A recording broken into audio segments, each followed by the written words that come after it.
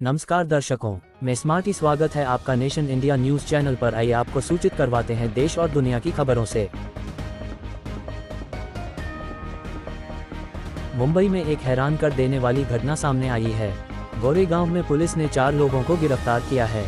चारों पर आरोप है कि उन्होंने एक शख्स को मिलकर पीटा। पिटाई करने के बाद उसके मुंह पर पेशाब किया। पुलिस ने बताया कि गिरफ्तार आरोपी तड़ीपार है और ड्रग डीलर भी है। गोरेगांव पुलिस के तहत एक व्यक्ति की 4 लोगों ने कथित तौर पर न सिर्फ पिटाई कर दी बल्कि उसके मुंह पर पेशाब भी कर दिया। हालांकि घटना का वीडियो वायरल होने पर स्थानीय पुलिस ने संज्ञान लिया और सभी आरोपियों के खिलाफ केस दर्ज कर उन्हें गिरफ्तार कर लिया है। स्थानीय सूत्र बताते हैं कि आरोपियों के नाम समीर, बाला, आमिर और बादल हैं। इनके खिलाफ शानू 26 को कथित तौर पर नंगा कर उस पर चाकू से हमला करने के भी आरोप हैं।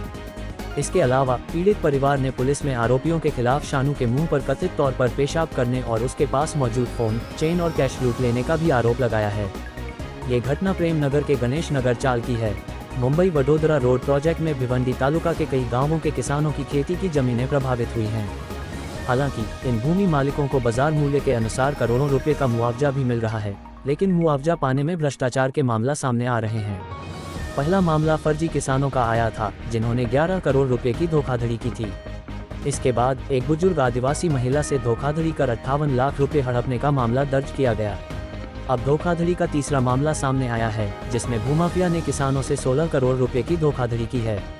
पीड़ित किसान उप विभागीय अधिकारी कार्यालय में न्याय के लिए लड़ रहे हैं। जानकारी के अनुसार तालुका के मौजवड़ा पे स्थित मृतक द्वारकाबाई काशीनाथ पाटिल के सवे नंबर की 13 एकड़ जमीन में से 6 एकड़ जमीन मुंबई वडोदरा रोड प्रोजेक्ट में चली गई है। द्वारकाबाई पाटिल की मौत के बाद उनके बेटे और बेटियों 9 उत्तराधिकारियों का नाम 7/12 की प्रति में दर्ज किया गया है।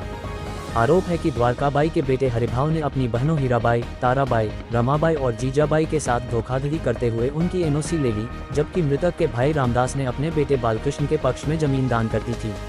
हरिभाव ने सभी को अंधेरे में रखा और आपसी सहमति से देवराज महात्रे को जमीन बेच दी। देवराज ने जमीन का एक हिस्सा निखिल राधेश्याम अग्रवाल के पक्ष में खरीद लिया। इस जमीन से हरिभाव को 5.01 करोड़, देवराज को 3.88 करोड़, निखिल को 6.28 करोड़ और वैशाली लक्ष्मण पाटिल को 54.40 लाख रुपए मुआवजा मिला। वहीं जब जमीन के वारिसों को राशि जमा करने का पत्र मिला तो किसान परिवार को ठगी का एहसास हुआ। अब पीड़ित किसान पिछले 2 साल से उप विभागीय अधिकारी कार्यालय के चक्कर काट रहे हैं।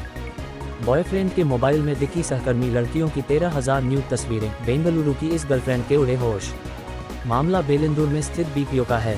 कानूनी प्रमुख अर्चना, बदला हुआ नाम, ने 23 नवंबर को साइबर क्राइम पुलिस स्टेशन में 25 वर्षीय आदित्य संतोष के खिलाफ शिकायत दर्ज कराई। ऐसा कहा जाता है कि संतोष और तन्वी 4 महीने से रिश्ते में थे और तन्वी ने अपने अंतरंग क्षणों को रिकॉर्ड किया था। वह उन्हें हटाना चाहती थी, इसलिए संतोष की जानकारी के बिना उसने उसका फ़ोन लिया और गैलरी खोली। बेंगलुरु में तन्वी ने अपने बॉयफ्रेंड की गैलरी में 13,000 न्यूज तस्वीरें देखीं। इन तस्वीरों में उसकी दफ्तर की लड़कियां, अज्ञात लड़कियां और उसकी तस्वीरें शामिल थीं। तन्वी ने अपने बॉयफ्रेंड को छोड़ दिया और दफ्तर में इसकी सूचना दी। उसने उसके खिलाफ शिकायत दर्ज कराई। पुलिस ने उसे गिरफ्तार कर लिया है। पुलिस ने बताया कि चिंतित तन्वी, बदला हुआ नाम, ने अपने बॉयफ्रेंड के साथ अपनी दोस्ती तोड़ दी और 20 नवंबर को कार्यालय में वरिष्ठों को सतर्क कर दिया ताकि भविष्य में अपने सहयोगियों को मुसीबत से बचाने के लिए कार्रवाई की जा सके। पुलिस ने कहा, हमें ये पता लगाने के लिए कुछ और समय चाहिए कि वह इतनी सारी तस्वीरें क्यों रख रहा था। उनमें से अधिकांश तस्वीरें एडिट करके बनाई गई हैं और कुछ वास्तविक हैं। हम ये भी सत्यापित कर रहे हैं कि क्या उसने उनका उपयोग करके किसी महिला को ब्लैकमेल किया था। पुलिस आदित्य संतोष की चैट हिस्ट्री और फ़ोन कॉल का भी सत्यापन कर रही है। पुलिस ने बताया कि उसने कबूल किया है कि उसे ऐसा करने में मज़ा आता था। पाकिस्तान में करीब 5 महीने तक रहने के बाद अंजू एक बार फिर से भारत लौट आई है।